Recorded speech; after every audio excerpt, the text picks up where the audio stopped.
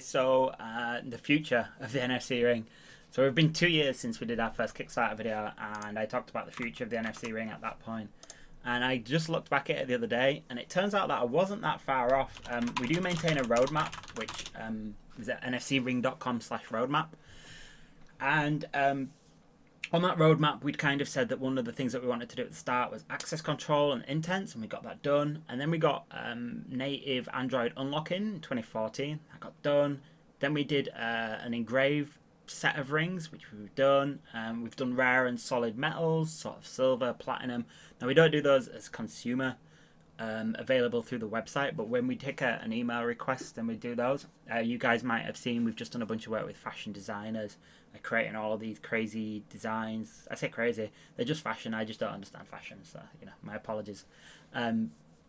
So yeah, we did rare solid metals, and then we've done Bitcoin payments. You may have seen some videos where we've covered that. And so the new thing that we've introduced is the ceramics, which is this year. And then the next kind of things that we want to do, so there are a few things that are major, and I'll get onto those in this video. But there's kind of just a bunch of minor stuff that still takes a year or two as far as the future of the NFC Ring goes. So so obviously we're introducing this new ring now, right? You know what that's all about, but what you really want to know right now is kind of where are we going, what are we going to do. And some bits are kind of boring, but also quite interesting. So the first thing that that's interesting, I don't think is in this room, it's upstairs, is new ring testing tools. So these are tools, these are pieces of electronics that allow us to test and automate parts of our processes. So stuff like measurement tools, electronic measurement. There is no digital electronic in a diameter ring measurer, so there is no electronic thing that you can put a ring on that says what size that ring is. How crazy is that? We're going to make that. We've already started messing around with it using LDRs and stuff, and working with Umlaut and a bunch of other partners and people coming along and hacking on it. They're the best projects by far, right? So when you see me enthusiastic about stuff, it's because I'm working with people that I really like, but we're not really working, we're just kind of hacking on these things. And I guess because the stress of the last 2 years, getting the first ring out and now getting this second ring to launch, has been so great. I've kind of shifted focus away from just making rings, which we do anyway, to making the stuff that happens in the background, which makes the rings better, which is, it's kind of meta. I'm meta ringing. Yeah. So these ring testing tools, yeah, stuff like measurement, stuff like testing for RF range, stuff like QA tools. And we're kind of, they're a lot of fun. And then the other thing, they're kind of like, that's all the testing stuff out of the way. What's cool, what's new, what's actually exciting for you guys, and what's going to happen. So cryptography is gonna be compulsory is the wrong word. It's a stupid world when we don't use cryptography on pretty much every single piece of tech that we've got. I'm seeing some payment ICs land now, and I'm seeing payment solutions land from big companies that aren't encrypting like your PAN. So this is for payment and stuff. I don't want to go too in-depth on payment. I think I'm going to make a separate video on payment that probably won't be part of Kickstarter, because payment is huge as a topic. It is so ridiculously complicated. But it's also really important that we talk about the importance of security, the importance of encryption. Now, we can quickly just touch on encryption, right? So you guys will be familiar with the concept of encrypting data. You might have a challenge response system or a key-based system, public-private key type system, and the NFC Ring supports public-private key system. That's like the whole point of it. And obviously, with larger storage now, in theory, we're getting towards being able to have full private keys. I think they're 3K, and we store 1K. But in theory, you could have a weaker private key and then keep your standard public key.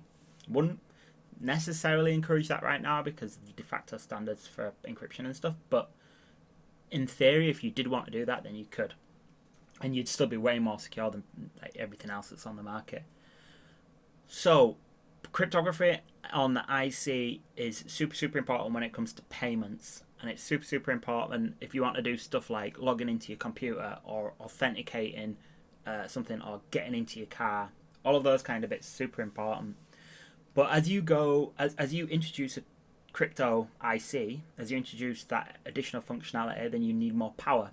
And as you need more power, you need bigger antennas because you've got to have more energy harvesting. You got to harvest that energy from the RF field.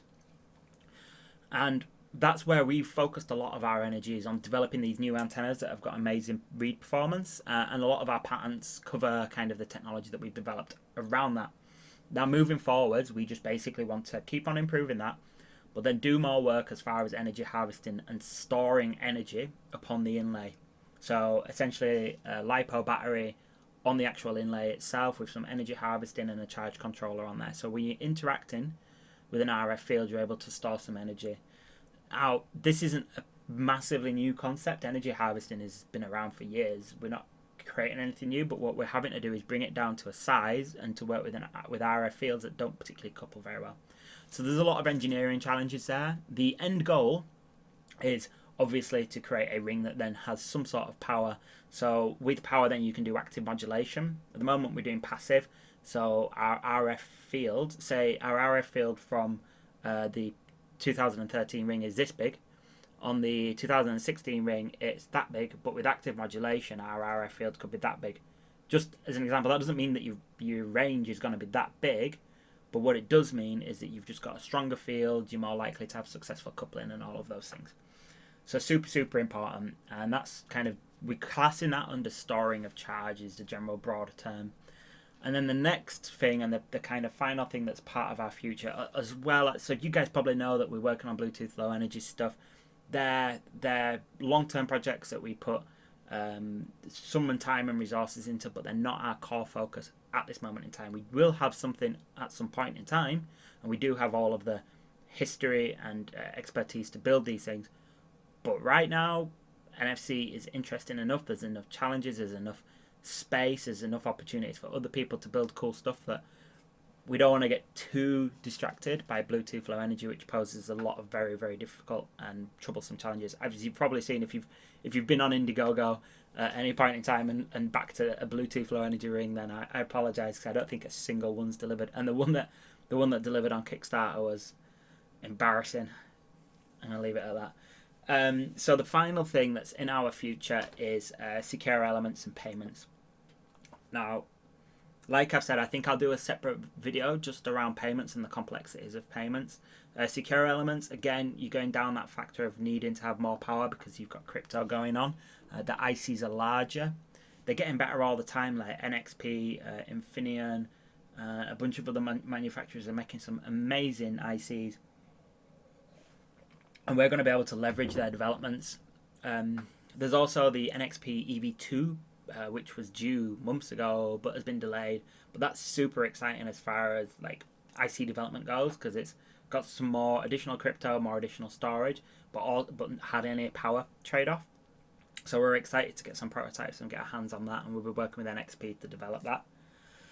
And I think that's pretty much it as far as the short-term future. Long-term, we've got some interesting goals, but none of them really align with what we're doing at this moment in time. We want to get, we basically want it so short-term. Another goal of ours is so when you walk into a phone store, be it T-Mobile, Telefonica, Vodafone, O2, whoever, whichever company, when you see that Fitbit accessory or when you see that other wearable accessory that pairs up with your phone, we want to be in that category. That's where we want to be. We need to be getting the retail volume out there. And that's not particularly very shiny, interesting for our backers, but it just means that the more volume that we can push, the more people we can get wearing rings, the more mainstream it can become, the more push that we can push into these R&D cycles and get more funding for R&D.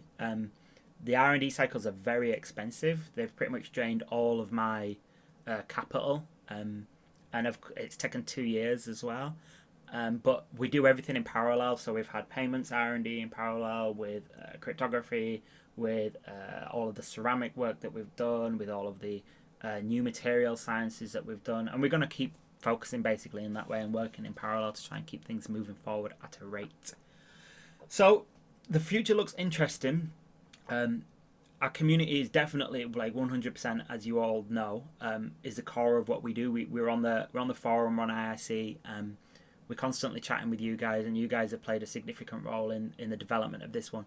If you've got some thoughts on what you think the future may hold for us as far as what you think would be cool that we could work on, or what you want, then just let me know. You could put it in a comment, or you could send it via pigeon, or you could probably just put it on a post-it note and put it on your wish list board on some sort of website. I don't know, maybe that exists. I feel like it should. Until then, it was good to see you all soon. Good to see you all soon. I'll see you all soon. Peace.